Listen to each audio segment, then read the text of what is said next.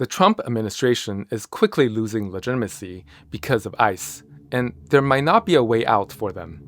In less than 3 weeks, ICE has killed 2 U.S. citizens in Minneapolis, Renee Good and Alex Preddy. The administration tried to frame them as domestic terrorists who intended to harm ICE agents. But anyone with a phone can look up the footage to see this framing was at best questionable, if not completely unfounded. This gap between official narrative and video evidence looks really bad on Trump, even amongst his own supporters. So why did Trump push such an aggressive crackdown in Minneapolis if it's hurting him? On the surface, he claimed this was about rooting out criminals and fraud. But amid criticisms over tariffs, slowing job growth, rising costs, and hostile foreign policies, this crackdown looked more like a bid to restore legitimacy and ratings. And it echoes a familiar power play. Introduce a shock to the system, tighten the chain of command, reframe the public narrative, and force everyone to pick a side. But shocks don't just move systems in one direction.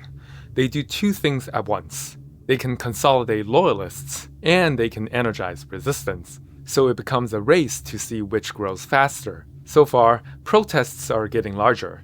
Immigration agents are feeling doubts and fear. Even right-wing leaders are starting to criticize the administration more publicly. At the same time, Trump's push to centralize power so quickly actually creates a lot of disorganization and incompetence, which is exactly what leads to more mistakes on the ground. This creates a vicious cycle. Mistakes trigger backlash. Backlash pushes Trump towards more public stunts to restore legitimacy, which then invites even more mistakes. So now he's watching resistance grow faster than his power can consolidate.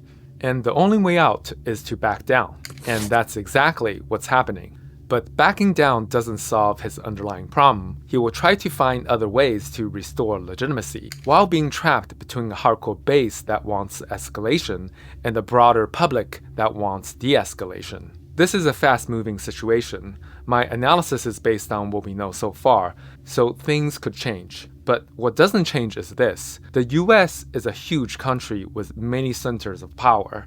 That's both a feature and a bug.